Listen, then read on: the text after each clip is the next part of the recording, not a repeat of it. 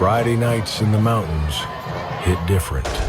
Rivalries renew as August heat turns into cold mountain nights. From Mitchell to Murphy, we've got the plays, the players, and the matchups that matter. The battle for the Blue Ridge starts here. This is Mountain Matchups.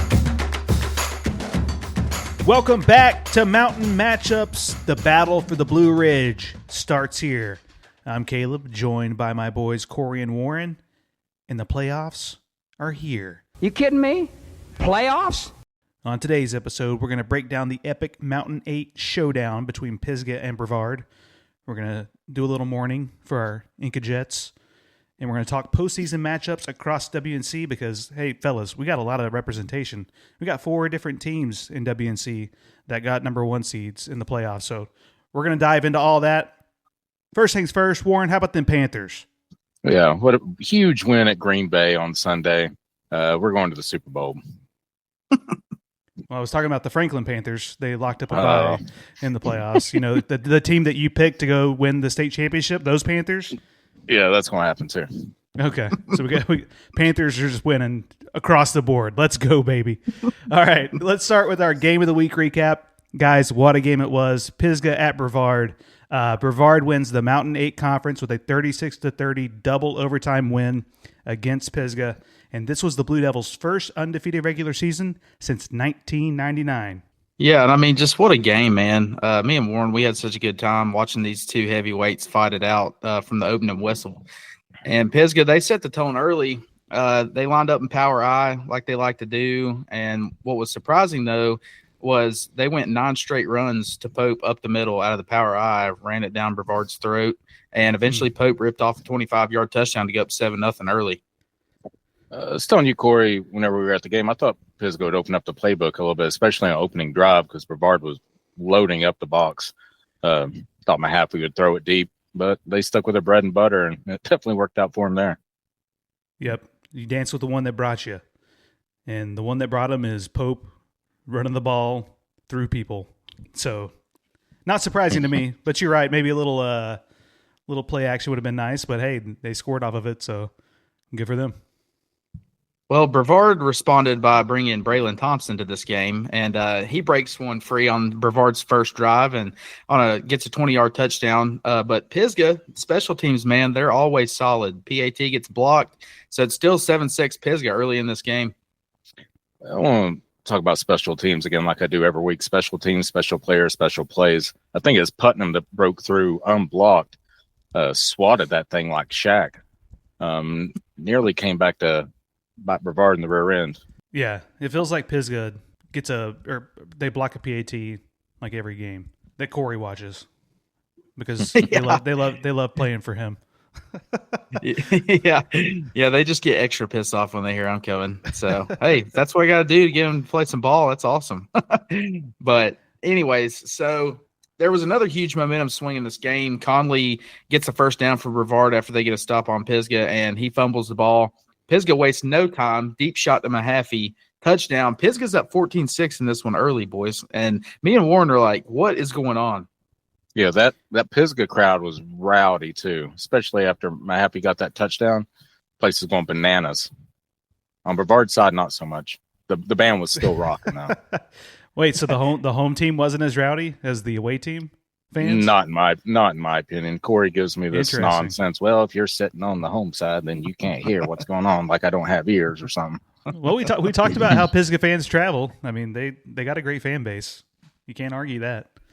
Yeah, me and Warren were actually surprised, and I guess it was because of Halloween. Pisgah, I expected them to like completely pack out the away side, and it was very full. But just like I said, I guess it had something to do with Halloween. But which is even more impressive, they had fewer than they normally do, and it was still extremely loud all game. But yeah, credit to what Warren said. Shout out to Brevard's band. You guys, they were playing some stuff I've never heard before. I was like, yeah, I like this. I thought I was at a rock concert for a second. I'm sitting there, all of a sudden my head's going back and forth. I'm like, oh, yeah, let's do this. Were they playing like some Living on a Prayer? I don't even remember. I do remember a guy dressed as Jesus walking up and sent beside us, though. I was like, all right. So there were people in costumes? Oh yeah, we had Walter White in front of us. He had the full like hazmat suit on and everything. Say my name. But anyways, back to the game. So after Pisgah, has kind of stunned Brevard and hit him in the mouth quick and early, Brevard fights back. They just start giving big doses to Skinner, and Skinner ran the ball really well. Not sure what happened to Braylon Thompson. He kind of just disappeared in this game. I don't know if he got injured. Like, I still haven't heard anything. I hope that he's okay because they're going to need him in the playoffs, especially without Kessinger losing him to the ACL. But Nyrell did a great job. He was able to punch it in and get this game back to where it needed to be. And I told Warren, watch the bootleg call here. And sure enough, bootleg keeper for the 2-point conversion. It was just a perfect read. And, I mean, they were tied 14-all then. Yeah, Corey told me basically what was going to happen. I just kind of shook my head. I'm like, yeah, okay, buddy. And that's exactly what they did. So good play call by them and good call by Corey. All right, so I'm going to jump ahead to the third quarter. Brevard really starts to take control after being tied with Pisgah 14-all at the half. And they grind the clock, dominate the possessions, and they capitalize with another touchdown and another successful 2-point try. So it's now 22-14 Brevard. And I love Coach Coleman's decision to put a little pressure on Pisgah. And he was probably thinking, why not, in case the Bears were able to block another one anyways. But them being able to do that and forcing Pisgah's hand to be able to have to score and go for two to try and tie this ball game up, I liked it a lot. It's just basically good old Mountain football. Like we talked about Mountain Heritage last week, their ability to grind the clock, dominate the possession, basically keep the ball out of Hendersonville's hands. That's what Brevard was doing, and that's very effective, and that's what's going to win them big time in the playoffs. Yeah, and so Pisgah tries to answer. They get deep into Brevard territory, but Mahaffey, I guess he had a little miscommunication with his wide receiver because he overthrew him by quite a margin. And there's a pick made by Brevard to end the drive.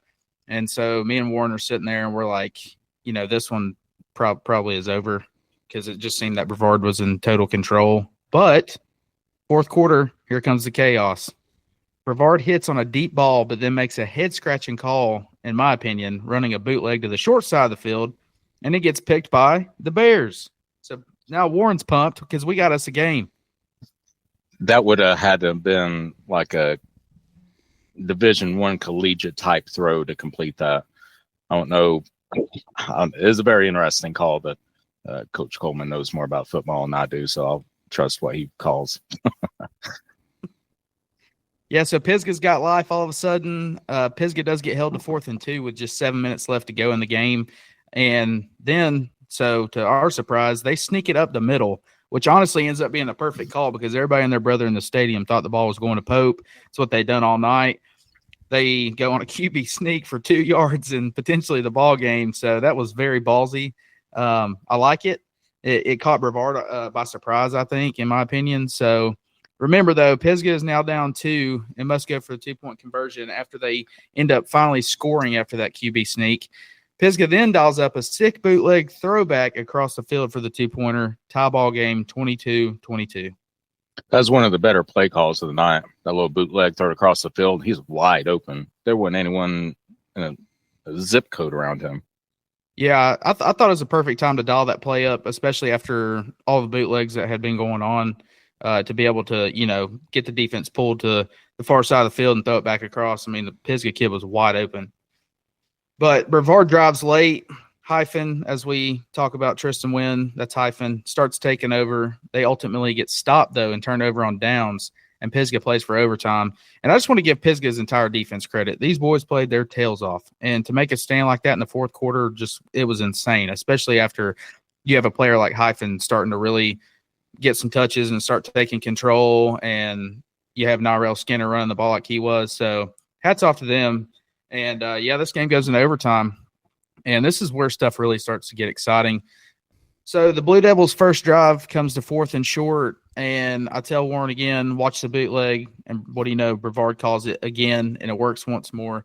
Touchdown and the 2-point. It's 30-22 Blue Devils, and I'm thinking there's no way Pisgah answers again. What does Pisgah do? Answers again on a big-time 4th and 6. And it was a beautiful pass from Mahaffey, and the Bears would then go on to give Brevard a taste of their own medicine with a Mahaffey bootleg keeper for the conversion to stay alive. Mahaffey just walked it in. This game had so many bootlegs. I thought we were in the Prohibition, boys. And we stayed tied 30. We stayed tied 30-30 heading into double OT. I want to give a big shout out to Mahaffey right quick. He bounced back really well after that horrific interception. That took a lot of mental fortitude. Yeah, absolutely. Yeah, he did well. And so Pisgah takes the ball first. They get inside Brevard's 3. It's 4th and 2. They call a halfback toss to Pope, and he gets stuffed at the 1. And I'm not going to lie, I love that toss call from Brimley just due to the fact they'd been running up the gut all night. And they threw the toss and unfortunately got stopped short. Credit to Brevard for still being able to contain Pope, especially that close to the goal line because we know how hard Pope runs the ball. So Brevard gets the ball back. How are you going to love a call that didn't work? But I just do because I thought it was a great call. They had the middle clogged too. If it wasn't for Brevard's outside backer making that play, and was it Carter McPhee, I believe? It probably was. How many tackles he had in this game. No, it was Jack Whitmire. Jack Whitmire. Yeah. That's right. But anyways, if it wasn't for him making that outside play, I mean, it was 1-to-1. Pope could have easily, got in just as easily as Whitmire stopped him. So I don't hate it because the middle literally did clog up, and I don't think Pope would have got in anyways because that's what Brevard was playing for. But here's the thing. Brevard gets the ball back, and I think they're going to pound the ball, but instead they throw a quick slant on first down, and Pisgah almost picks it. So that was dangerous. But ultimately, Brevard would have a big run on second down all the way down to Pisgah's 1. They'd finish it with a fullback dive to win the game. And this was an awesome game. And shout out to Pisgah for hanging with them. Definitely the game of the year. That slant should have been picked.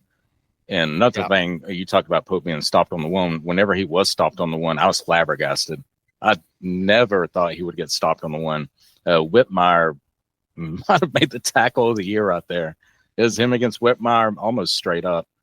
And Whitmire got the best out of that ordeal. He won't next time, though. Yep, so congrats to Brevard. Like we mentioned, they win the Mountain 8. They locked up a number 1 seed. And again, this was the Blue Devils' first undefeated regular season since 1999. Somebody call Prince.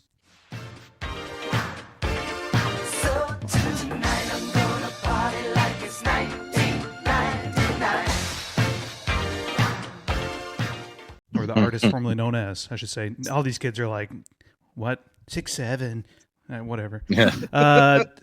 A couple of stats. Nyrell Skinner ran for 117 yards and 2 touchdowns. The boys just mentioned Jax Whitmire making that play in overtime. He also scored the winning touchdown and caught a pass for 61 yards. So solid night for him. Sounds like he's a clutch player, old Jax Whitmire. And then Landon Pope, of course, 188 yards on the ground with 2 touchdowns on 41 carries. They're going to keep handing him the rock. That's their bread and butter. That's what they do. But this time it ended in a loss against the Blue Devils in double overtime. So amazing game. Hard fought for both teams. Excited to see what both of them will do in the playoffs. So let's recap some other action. Another great game that was for the conference championship in the MAC. AC Reynolds goes to TC with a 13-game winning streak against the Rams. And TC said, nah. They snapped it. Yeah, start the game off. Karad Harris on TC's first drive of the game throws the ball, tips off his receiver's hands, and it gets picked. And Reynolds wasn't able to do a dang thing with it. And Harris comes right back with a 16-yard scramble for a touchdown. TC goes up 7-0 late in the first quarter. But later in the first half, Reynolds tries to get it going, but Tariq Siebert from Roberson says absolutely not as he chases down Reynolds quarterback Avery Hollifield for a sack to end the first half. So to start the second half, Reynolds punches it in with Patterson to make the ball game 7-7 all of a sudden, but Roberson would later go up 14-7. Reynolds says not so fast as Hollifield connects with Tremaine Keeter for 30 yards to make this a 14-14 ball game. So this one's back and forth, boys. Really, honestly, could have been a great game to go to as well. And after another stop, Reynolds would then again try to take control of the game, and Hollifield throws a pick to Chanton Wynn. I guess that's how you pronounce that. I'm not too sure.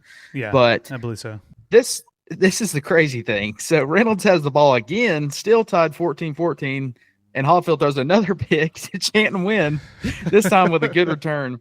and it sets up Roberson very nicely. And Caleb, as we all know, when you give Karad Harris so many chances, he's eventually going to make you pay. Yep. He's an athlete. Karad rolls right, finds Jake Farmer to take the 21-14 lead. That ends up being the final score. Reynolds would drive all the way down to TC's 15-yard line and have one last chance with 4 seconds left, but the Ram defense, once again, holds strong, sends the Rockets packing in a major win, and TC's first conference championship since 2004. Big time win by TC right there. I actually think Reynolds is, if they played 10 times, I think Reynolds would beat them 6, maybe even 7 times, but it doesn't matter. TC's the one that got the dub on Friday, so good for them. Yep, and this game was huge, not just for winning the conference championship, but also for playoff seeding, because the winner of this game ended up moving up an RPI enough to get a bye.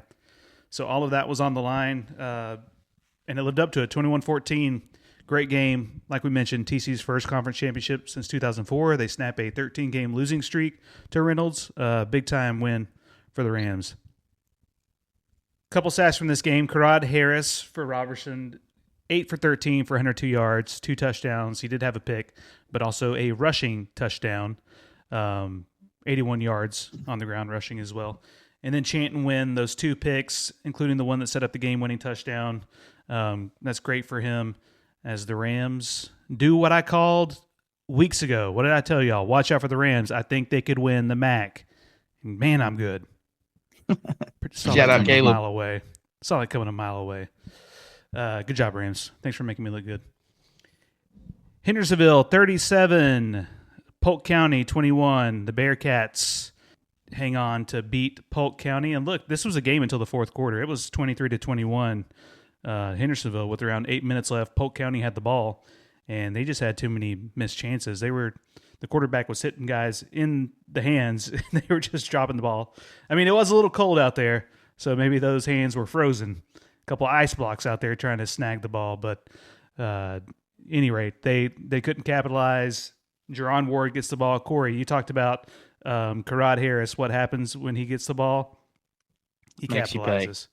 Makes you pay. Jerome Ward did the same thing, hits a bomb to put the Bearcats up 30-21, and that was really the dagger. They tacked on a pick six late in the game to give it that final score. But credit to Polk for hanging in there with a really tough Hendersonville team. So, Warren, do you think Hendo was a little maybe hungover from their loss to Mountain Heritage? I don't think they were specifically that hungover. I just think to put it mildly, they just played absolutely terrible. I know Polk's got a fantastic running game, and their defense stepped up. So whenever your defense steps up, and I think Polk's running back, off the top of my head, this isn't an exact stat, but I think he has like 1,400 yards rushing for the season. Yeah, you get a running game like that. Yeah, he's had a great year. Polk's in the playoffs. I don't think they've had the year that they would like to have had, but they're still in the playoffs. They're not that bad of a team. And I think Hendersonville came out flat and damn near lost the game. Well, I mean, everybody gets in the playoffs now. So I think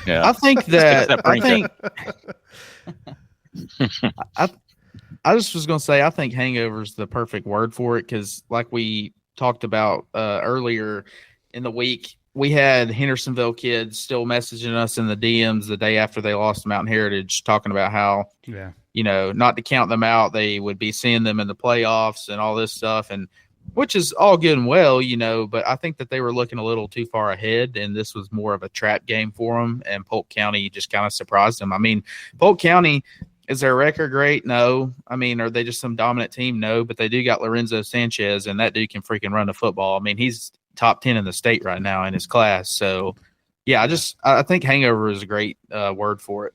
I mean, 83 yards and 2 touchdowns in this game for Sanchez, but it was on 3.8 yards a carry.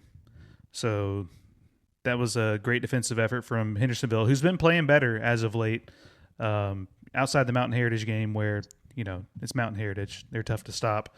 Their defense has really been playing well. They had 5 sacks and 7 quarterback hurries. Sebastian Jacobs had 2 of those sacks. Graham Sellers had 1, and Kevin Saldana had 2.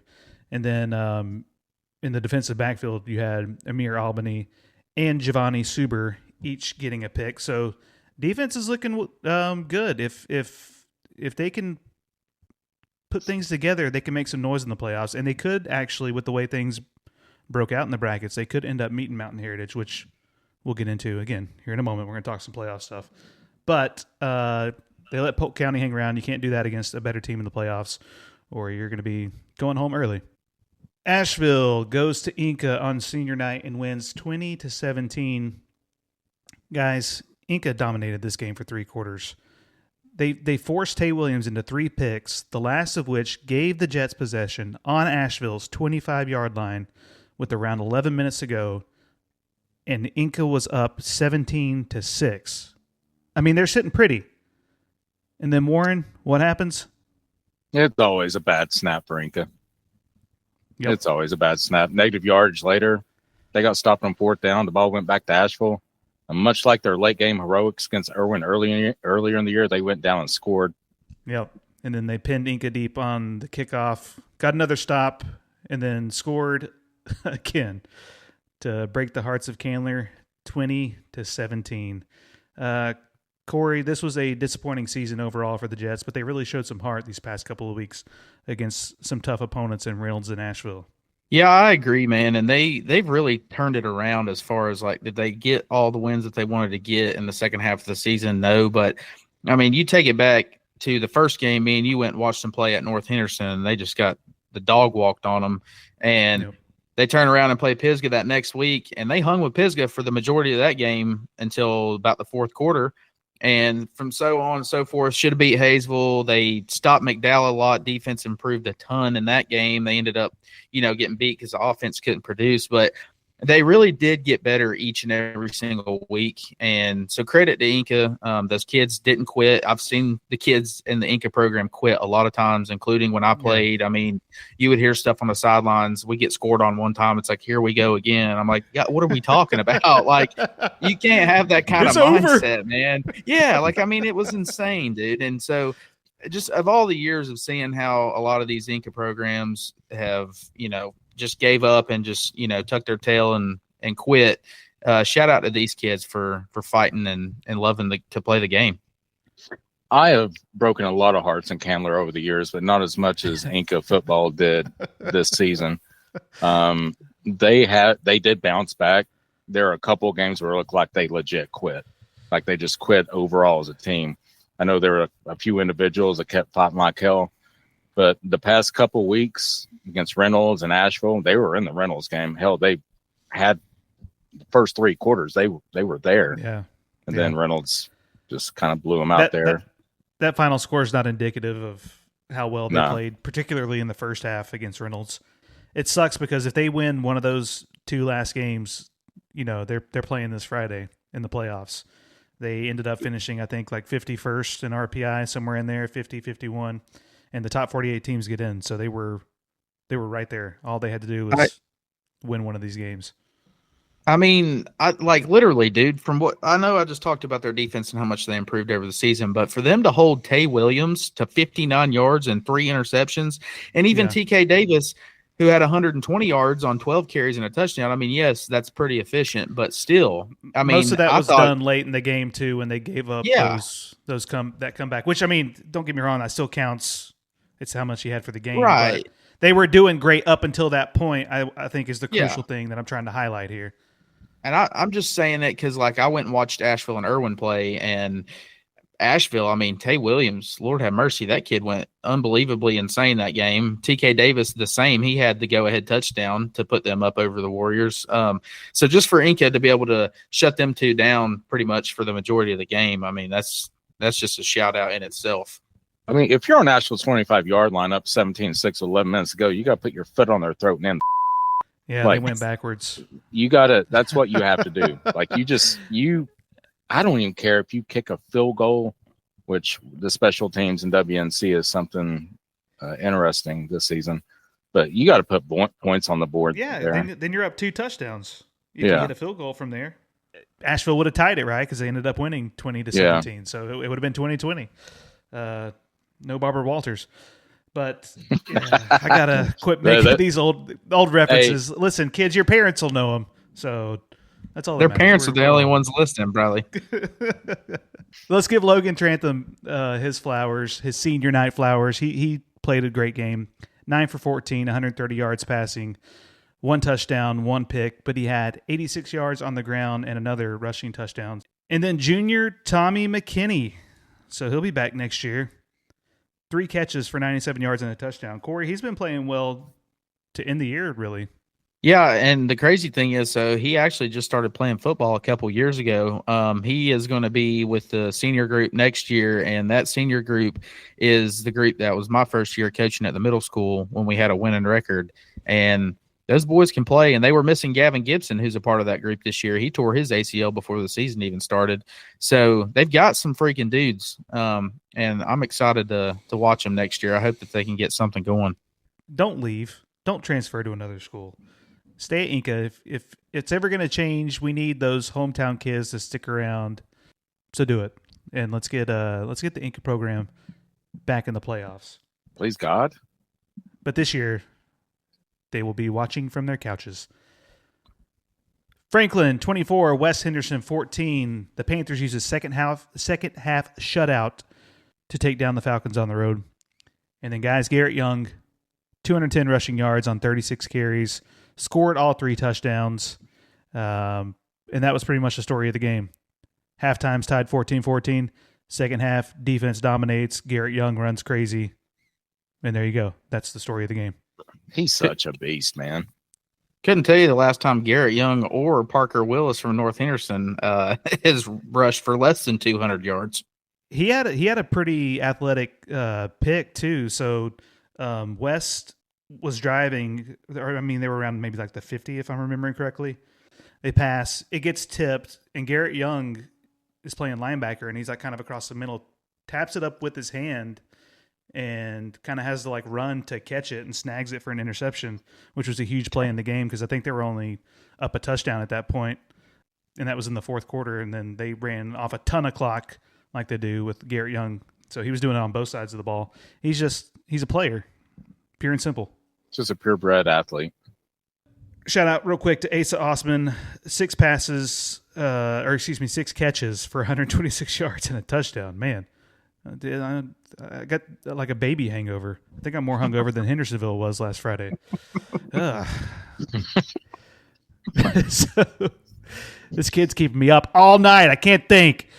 So credit to Asa Osman. Good game for him, but it resulted in a loss.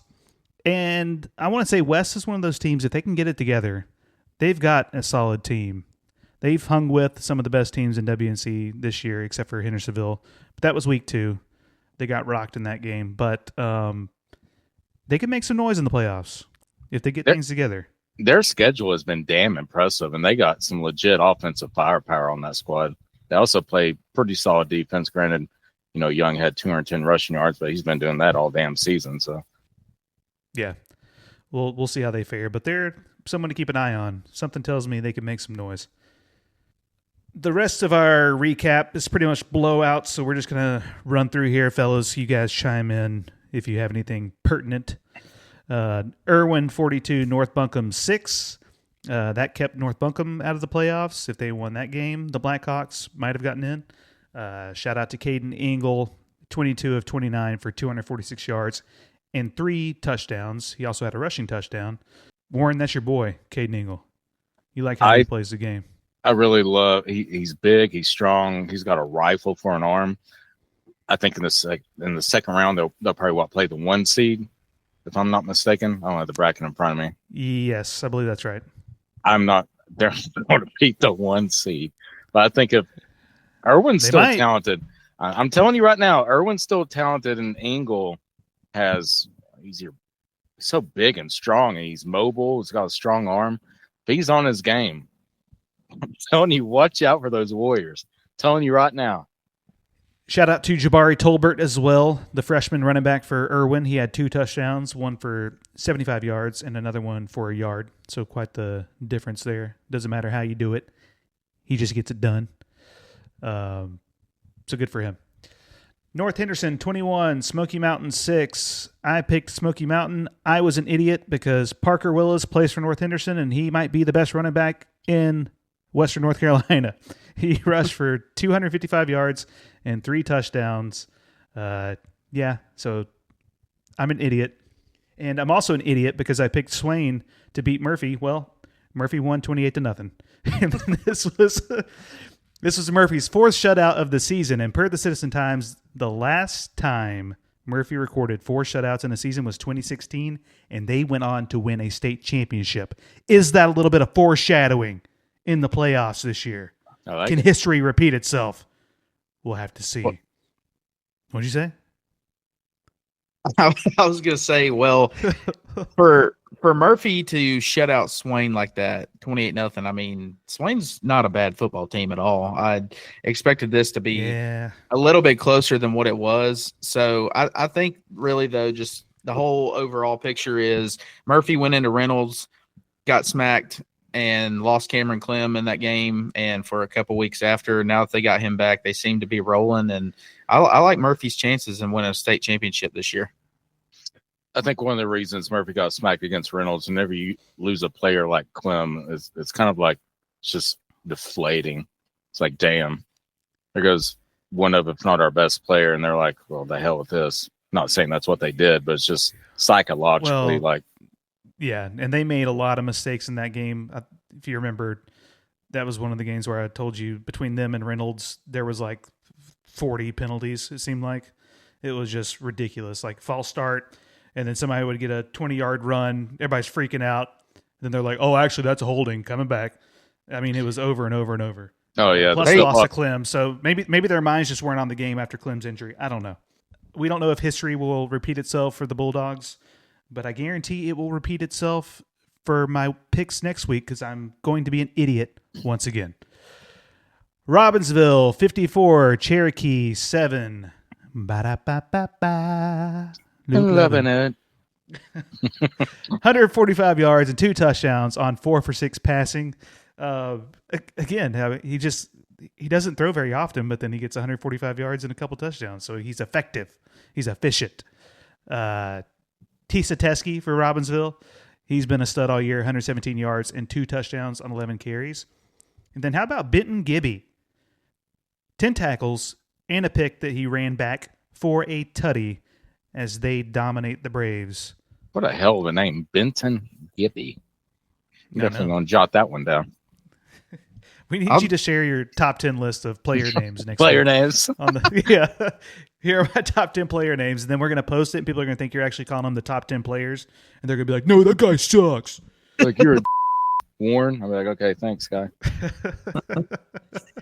I got to tell y'all boys, looking at the 1A bracket, there's like 12 teams. I think there's 22 total. Hey, don't jump we're going to get there. We're going to talk well, about I'm just going to say Robbinsville should win a lot here over the next few years. Yeah. They need to get bumped up. Be a dynasty. Yep, we'll jump into that playoff talk here in just a minute. We're so close.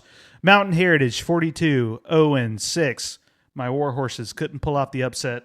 I didn't pick them in this game because I knew Mountain Heritage was going to win pretty easily.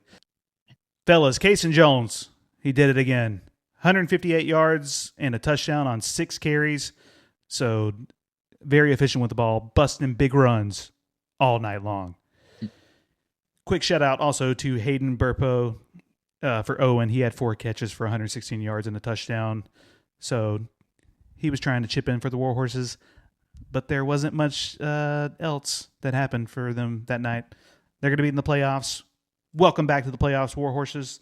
You guys have had a good turnaround season, but you fall short against Mountain Heritage, who is just a wagon. I mean, props to Owen, though. I think they finished, 5-5 or something. Back to the playoffs. Hurricane Helene did a pretty big number on them, which is sad and everything, but they've rebounded exceptionally well this season. Well, Coach Faircloth. Yeah, he's done phenomenal. So let's see what happened after all these games on Halloween night. It's the Battle for the Blue Ridge Top 10, presented by We Don't Have a Sponsor. At 10, we have West Henderson. At 9, Robbinsville. 8, AC Reynolds. 7, Hendersonville. 6, Pisgah. 5, Murphy. 4, TC Roberson. 3, Franklin. 2, Mountain Heritage, and 1 Brevard. That is your battle for the Blue Ridge top 10 for week 12. Boys, we had a lot of shifting around this week. What do you think about it? I think it's an absolute atrocity that Pisgah's at 7. It's mind-blowing, mind-boggling. I think your face is an absolute atrocity. It probably is right now. I need to put on. Pisgah's actually at 6 in the final rankings. Me and Caleb had him at 7. Oh, well, I had him at 4. Well, regardless, 6 is too low. They took Brevard to OT. Probably should have won that game. You're going to drop them down 2 spots? Well, my reasoning behind it, Warren, is because you always preach on who the hottest teams are at the time. Well, right now, TC's pretty friggin' hot. Murphy, pretty friggin' hot. I have Hendersonville over Pisgah in mind because Hendersonville still has a better record, and they should have or could have beat Mountain Heritage the week before. So that's why I had Pisgah go all the way to 7, just because I feel like Murphy and TC Roberson had to make that big of a jump. I mean, TC Roberson, dude, they had a brutal schedule in the non-conference part of the season, and so they took some tough losses. But the way that they've rebounded and took control and won the MAC, and they've beat some good teams, and Murphy as well. I mean, they're just dominating people now. So, I mean, I respect that and everything, but Pisgah was riding them pretty high coming in at Brevard, and the losing double OT. I know they lost against Hendersonville. I know. But then again, Mountain Heritage lost against Swain County. Granted, that was week 2 or something like that. So bad losses happen throughout the course of a season. I just think Pisgah's they're right there. I think they're still riding high over even double OT loss at Brevard. That's the epitome of a fantastic loss if one ever existed. You know what I mean? Yeah. No, it was a good loss, and I see where you're coming from. I think. So on my individual list, me and Corey, we both had ours Hendersonville 6, Pisgah 7. I know Corey's good with putting Hendersonville over him. I could swap those pretty easily. Well, I could as well. I'm not saying that it's like completely ridiculous to have them opposite. I just couldn't put them over TC, Murphy, Franklin, Mountain Heritage, or Brevard because Brevard won their conference. Mountain Heritage won their conference. Franklin, I mean, they've been sitting that high for a while, so I couldn't knock them down because they keep winning. Murphy wins their conference. TC wins their conference. So Pisgah was didn't they finish 3rd behind Franklin?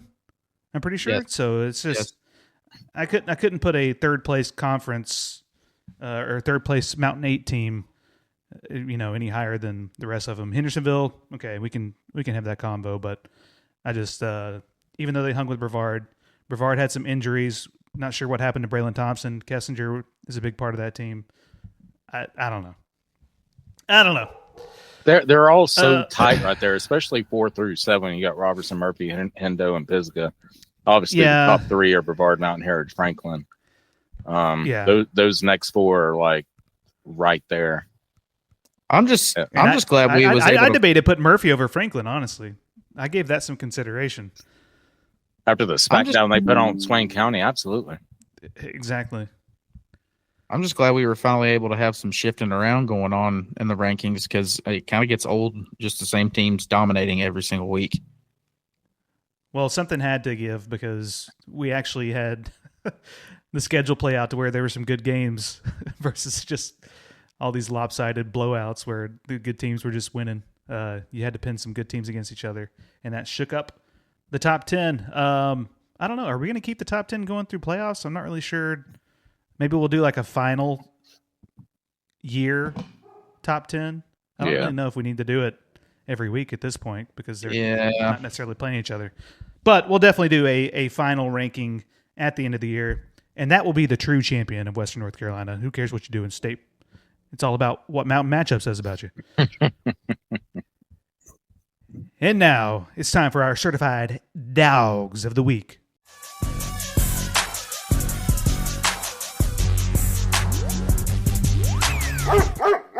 Gimme Trey Graves from Hayesville. You've heard his name on here a million times. Well, he had his best game of the season in the last regular season game for Hayesville. 334 yards, and 4 touchdowns on 18 carries. Trey Graves, you are a certified dog once again. Yeah, and I'm going to go with my man Caden Ingle, 22 of 26 with 246 yards and 4 TDs, 3 passing, 1 rushing, and a rout of the Blackhawks. Caden Ingle, man, certified dog. Parker Willis, North Henderson, rushed for 255 yards and 3 touchdowns and a solid win over Smoky Mountain. You are my certified dog of the week. All right, boys. It's playoff time. Playoffs? You kidding me? Where's Jim Moore at? Let's talk about the playoffs. Talking about payoff? Like I mentioned in the opener, 4 different teams in WNC got number 1 seeds. You had Brevard get the number 1 seed in the 4A West region. In the 3A West region, you had Mountain Heritage. 2A West was Murphy, and 1A West is Robbinsville. And I don't know why I'm saying that like that tonight, but it's fun. Robbinsville. Mm-hmm. Let's kind of take a look at each region and the matchups that are happening this week and kind of look at some stuff down the road and see what catches our eye here. So TC Roberson, talked about them getting the bye thanks to that win against Reynolds. Had Reynolds won, they might have been the number 7 seed. Instead, they're the number 9 seed and have to play a game. But anyways, the Rams will play the winner of Ben L. Smith in Kings Mountain. And that's probably going to be Kings Mountain. So the Rams will host that game since they are the higher seed. Either way, good luck to them. But that game will be not this Friday, but the following, thanks to their RPI this year. I mean, they should have spent Ben Smith instead of Ben L. Smith because the L stands for loss. You guys like that? Now watch them pull the upset over Kings Mountain. No. Warren, I'm not going to lie. We'll have to see how things shake out and what we've got next week, but Kings Mountain at TC sounds like a mighty fun game to go to. Yeah, absolutely. That would be a 7-10 matchup. That's pretty good. And pure athletes. I always like watching that in the NCAA tournament. 10 seeds usually pull off the upset, so we shall see. 24 seed South Caldwell goes into number 9 seeded AC Reynolds on Friday. That's a game where we'll get into our picks later on, but I'm pretty sure the Rockets are going to handle business there. Do you guys agree? Yes, they're going to blow the doors off of them. They should. You can't lose to South Caldwell. Did I see something about Hollifield being hurt though? I think Reimer might be playing quarterback.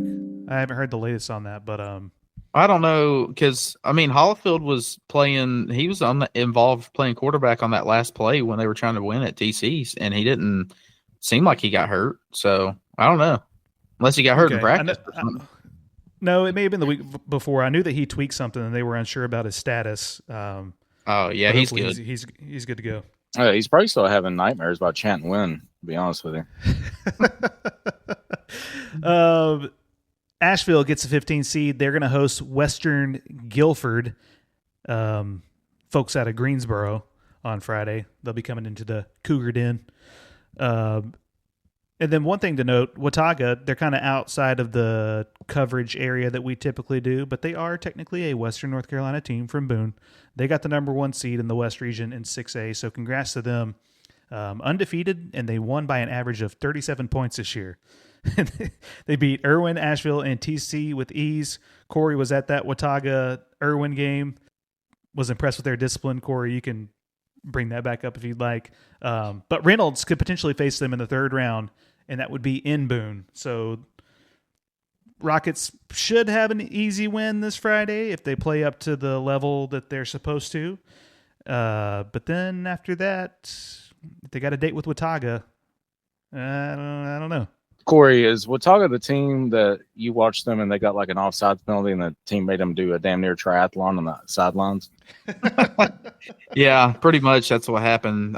Their culture over there is insane from what I saw. And that was my first time ever watching them play, but they're just a fundamentally sound football team. They do a lot of shifting pre-snap on offense that just confuses the crap out of defenses. And you don't see a whole lot of pre-snap shifting, even in college or the NFL, like I saw from Watauga. Watauga does it every single play. And just being a coach at a middle school myself, I mean, that's middle school kids, so it's hard to get them to learn a lot of things. But, I mean, it can't be that much easier in high school. So for the reason that Watauga can just shift around in their playbook and just have all these different, things of their X's and O's that they do with freaking high school kids, man. I mean, they've got some smart kids.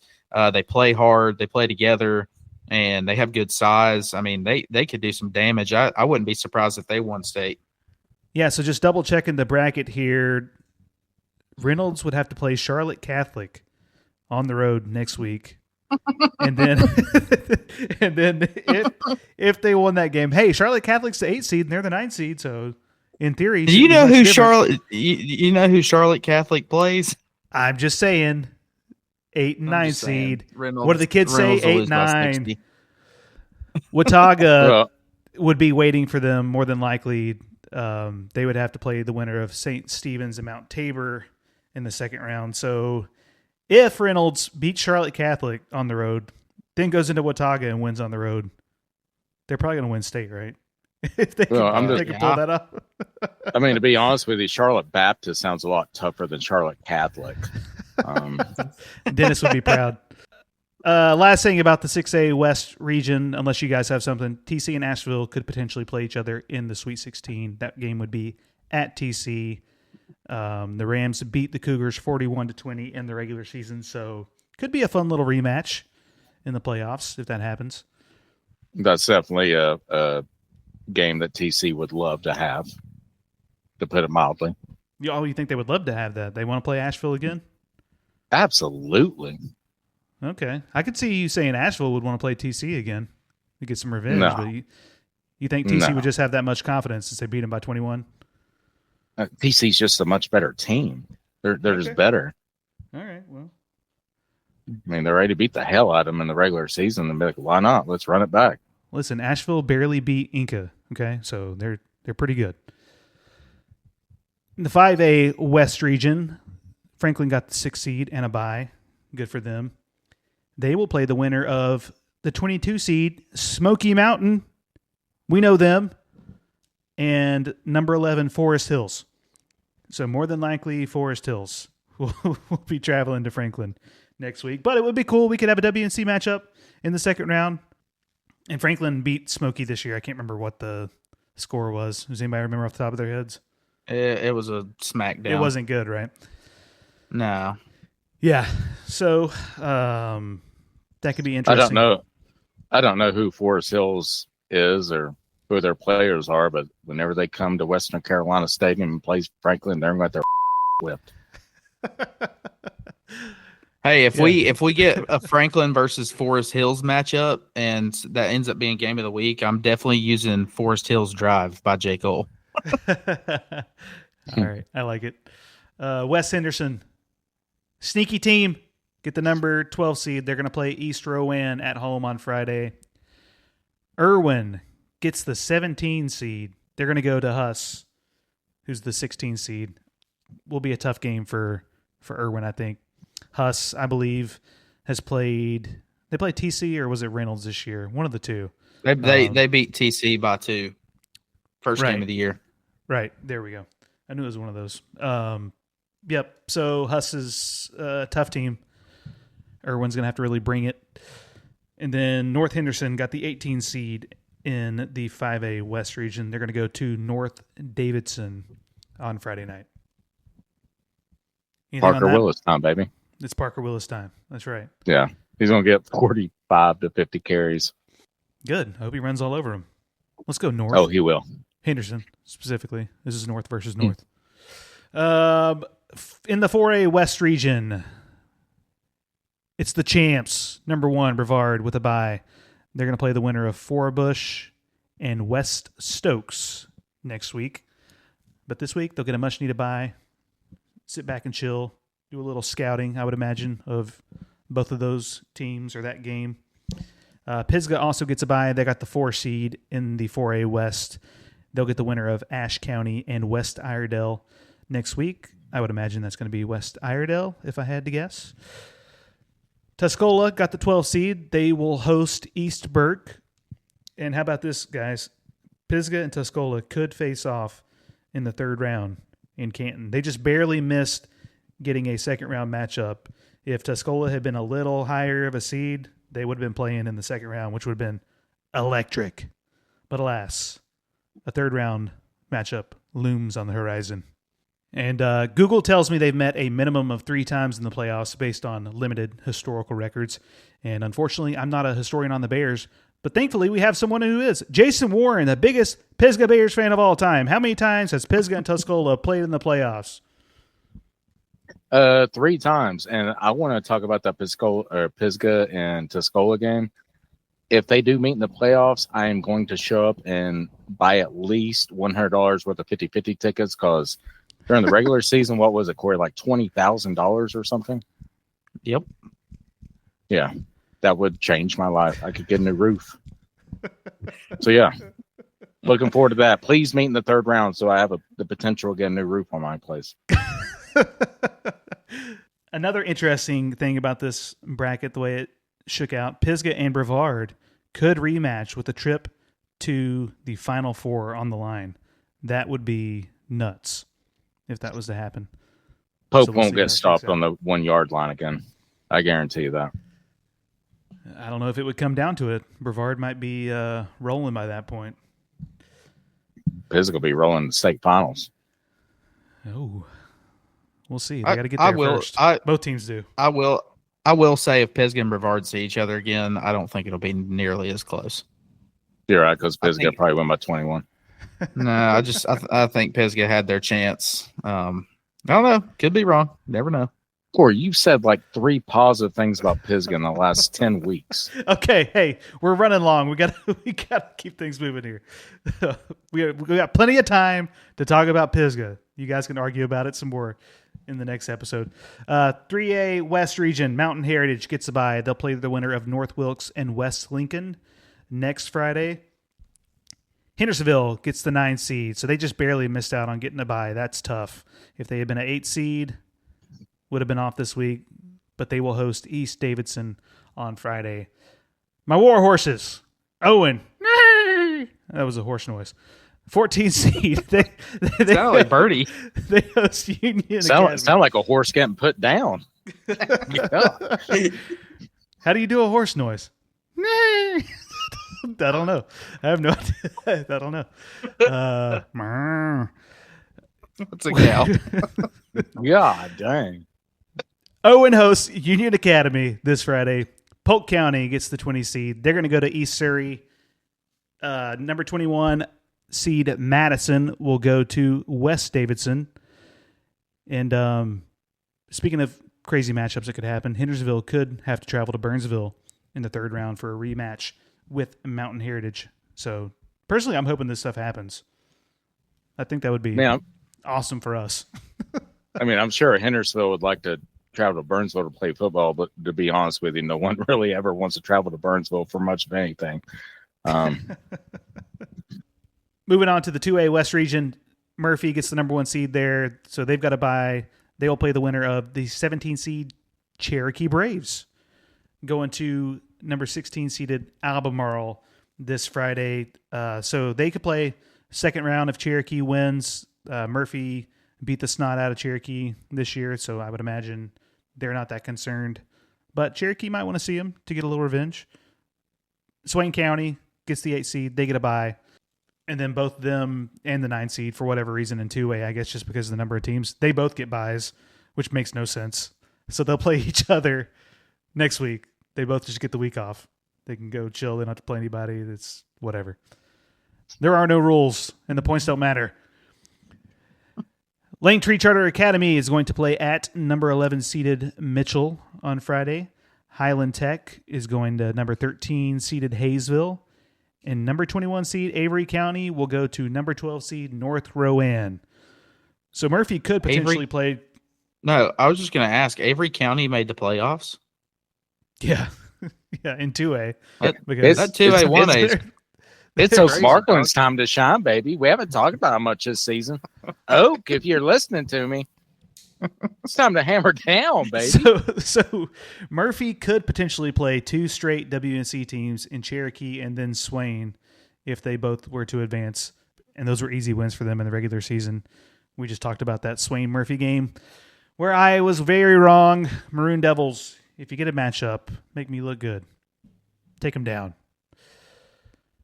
And then last but not least, it is the 1A West region where there's like 14 teams, and Robbinsville is probably the quality of a 4A team and should win the thing pretty easily. I think they have home field advantage to the state finals. They do. I mean, dude, Yeah. Rosman is a 7 seed. Yeah, so there's only 2 teams. Hey, good for in Rosman. 1A. Good for you guys. Rosman is hosting a playoff game. Hell yeah, they are. Let's go, baby. Let's go, Rosman. Let's go, Rosman. Rosman getting rowdy. Robbinsville put up like 65 on them. So I think it's safe to say, yeah, Robbinsville state championship. We're proud of y'all. Yeah. I want before we get to our game of the week preview, I want to touch on one thing. This new playoff seating format that North Carolina has is the biggest crock of ever in the history of the world. If I'm not mistaken, Langtree Charter Academy went like 1-9 or something. Yes. What is happening with that? Like what you win one game and you make the playoffs now? Yeah. This is like a piss poor version of the NCAA. I thought the NCAA tournament was bad. This is 10 times worse. Hey, it's more football for the kids. It's about the kids. Mr. It's quote unquote. It's quote unquote about the kids, but you know what it really is? It's all about the money. Someone's profiting off this. It's all stupid. I think your heart is 3 sizes too small. It's too early for you to be a Grinch. We got to get through Thanksgiving first. Nothing My pisses shirt me might off be, more but than not my heart. people celebrating Christmas before Thanksgiving. That's a story for another day. But Robbinsville will only have to win 4 games to win the state title due to the size of the 1A class. So good chances for them to just be a dynasty. But we'll see. That's a lot of pressure too. Everyone knows you're the one. They're going to be gunning for you. So let's get to our game of the week. Out of all these playoff games, we narrowed it down to 21-seeded East Rowan going to 12th seed West Henderson. East Rowan is ranked 44th in the class. West Henderson is 25th in the class. East Rowan is a lower scoring team than West at around 17 points a game to West Henderson's 28 points a game. But Corey, talk a little bit about the competition that East Rowan plays. Yeah, I mean, they've played some better teams overall. I'd have to go back and look exactly who all they've played. I mean, there's just a handful of different teams, but just the location that they're in, they're down east, and they've held their own. I think they are 4-6, if I'm not mistaken. We said, yeah, 4-6, 2-5 in their conference. Got a 400 win percentage. I think it's going to be somewhat of a better game than some of these other ones. But who knows? When West Henderson plays well, and you got Cade Young and Zane McCraw who can really put up points in a hurry, and we know East Rowan's given up a lot of points this year. Now, like we said, they've played some really good teams, but I don't know. I'm excited to see how this one shakes out. I mean, there's really no telling. So I think sorry, go ahead, Caleb. Hold on. Listen to these stats. So East Rowan on offense averages 107 yards rushing and 103 yards passing. So basically 100 and 100. I don't know. So I thought that was interesting. They're averaging 210 total yards per game. So not a prolific offense to say the least. I'm just saying, like, West Henderson's played some pretty damn good teams as well. Let's not take a complete dump on WNC football. I know they might have better athletes over yonder. I'm not taking a dump on Western North Carolina football. I was just stating, that there's just better athletes down east. So East Rowan's record might not be like a full story of who they are.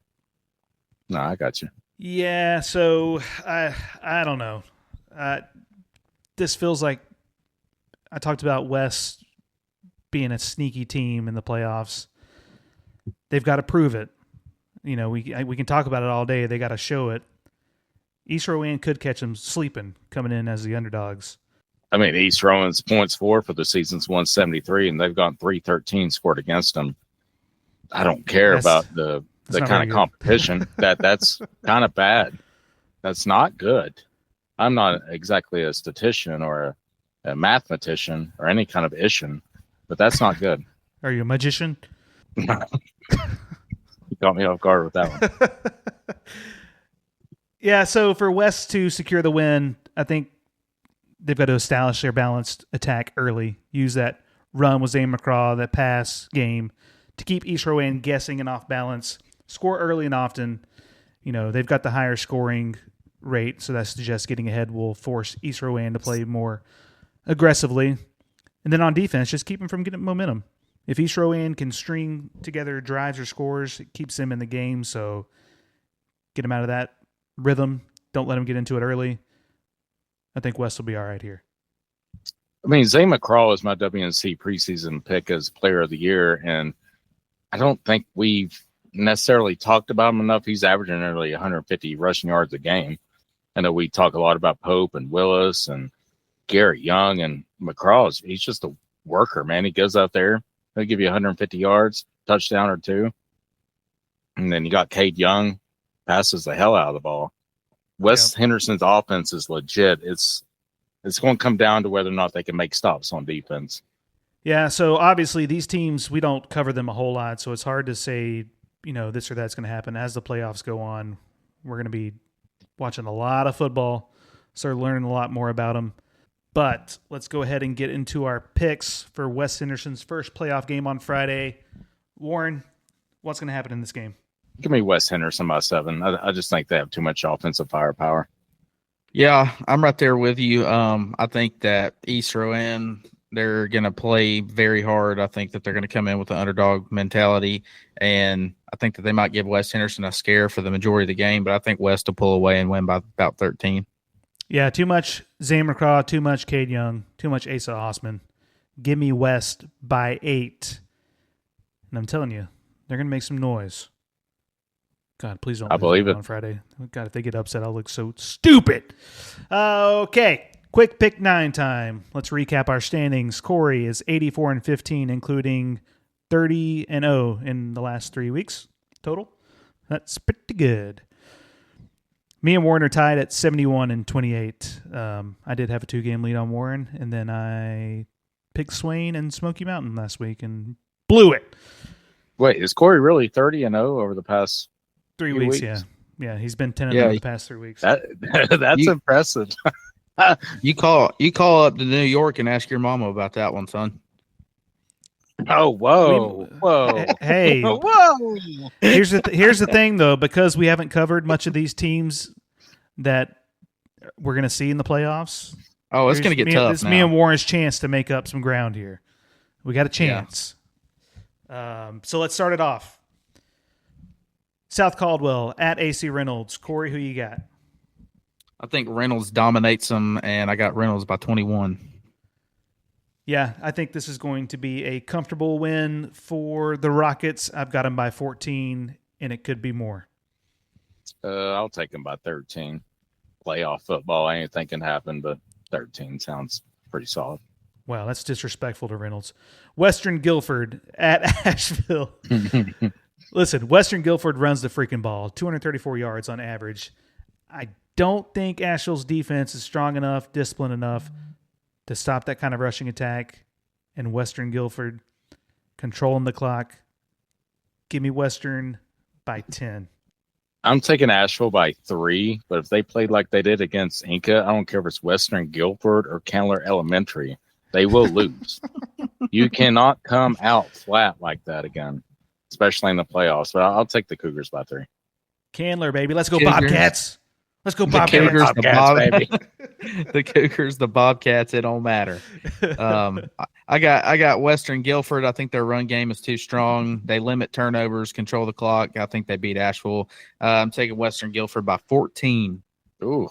Nope. And for the billionth time, we want to be wrong on this stuff. We're pulling for the WNC. Yeah, hey, teams. now that it's playoff time, like even Pisgah, as much as you think I would hate to say it, Careful. I'm pulling for everyone. Okay, Western North Carolina against everybody. Corey, right. You just literally looked like you were getting physically ill as soon as you said Pisgah right there. It does make me want to throw up a little bit. All right, next game. Erwin going to Huss. Corey, start us off. Yeah, I think Erwin's going to put up a pretty good fight. At least I hope. Pulling for him. I think the Huskies just got too much going. They play a little bit better competition, got a little better athletes. I'm taking Huss by 7. Erwin's not losing no team named damn Huss. Give me Erwin by 4. You guys kidding me right now? Well, it's actually Hunter Huss, so joke's That's on you, even buddy. worse. It's like Ben L. Smith. All The right. disrespect Erwin is by 4. wild tonight. All right, so Corey's got Huss by 7. Warren's taking Erwin by 4. I got Huss by 10. I think Erwin's season is done. Put them out of their misery. Sure, they made playoffs, but did not have a good year by their standards. North Henderson going to North Davidson. Give me North Henderson by 4. Yeah, Caleb, North Davidson might have the better record, but they ain't seen Parker Willis, old son. Give me North Henderson by 7. Oh, son. Old son. Parker Willis is going to dominate this game. Another 200-plus yard game on the ground. Give me North Henderson by 3. Yeah, so is Parker Willis Olson, Greg Olson's kid? Get it? See what I did there? East Burke going to Tuscola. Olson. Warren, what's going to happen? Give me Tuscola by 5. I think this is going to be a really good game. I think Tuscola, 12 seed, 21. East Burke's pretty solid. Tuscola's been kind of shaky as of late, but I'll take Tuscola by 5. Sam Trantham goes off. Tuscola wins by 14. Yeah, I think Tuscola comes to play in general. I got the Mountaineers by 7. Next, we have Smoky Mountain at Forest Hills. Corey. Yeah, I'm going to have to roll with Forest Hills on this one. 21, I would say, if not more. I'll do you one more. Give me Forest Hills by 28.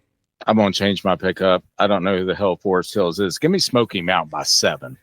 Whoa. Let's go. Give me Smoky Mountain by 7. Come on, boys. Let's raise it up a little bit. It's playoff time. Yep, so if that happens, they're going to Franklin the next week. And then they might want to just forfeit. But So I see what Warren's doing. Warren's picking every Western North Carolina team, which I love it. I don't hate it. It's ballsy, but I don't hate it. well, I do have. Never mind. Next, we have Never East mind. Davidson at Hendersonville. Give me Hendo by 10. I'll take Hendo by 14. They should have won this one pretty comfortably. Yeah, I got Hendo bouncing back after the Polk County drama. I got him by 17. Union Academy playing at my Owen War horses. Warren, what's going to happen down in the horse pasture? Well, the Union Academy definitely isn't the Naval Academy. So in that respect, give me Owen by 7. Give me Owen by 7. Wrong. They're going to win by 6. That's good too. So from the stuff that I've looked up about them, Union Academy, they can both throw it and run it. And unfortunately for Owen, after a great season, I think Union Academy pulls away late to win by 14. Wow, Corey, that's unbelievable. I can't believe you wouldn't pick Owen. That's my war horses, baby. You have no faith in them? Unreal. I hope they win. I'm praying for them. Yeah, good luck, Owen. Polk County is our last pick for this week. They're going to play at East Surrey. Corey, what's going to happen? I think what's going to happen is Polk County's going to give it their best, but I think East Surrey's just going to have a little too much for them. I got East Surrey by 8. Yeah, I think they played, Polk County, that is, played their best game of the year, one of their best games of the year against Hendo, and they still lost by 17, roughly. I can't remember, 16, 17, whatever. Anyways, East Surrey by 17. Polk County has a great running game. Their defense has to show up. East Surrey's getting buried. Give me Polk County by 4. I'm freaking pumped for playoffs. We'll be going to some games, freezing our butts off, watching some mountain football. Anything else, boys? After I shoot a 8. Yeah, after you go hunting, old son. After I shoot an 8 point. Corey, when are we going deer hunting? Isn't muzzle loading season yet? Dude, whenever you stop being scared. Scared. I'll shoot deer before you shoot deer. I was born to hunt. Yeah. Okay. On that note, let's get on out of here. That wraps up another edition of the Mountain Matchups podcast. Playoffs are here. We're excited. Good luck to all the teams. Follow us, like us, share. Boys, we'll see you next week. I love you. Love you, Love man. you.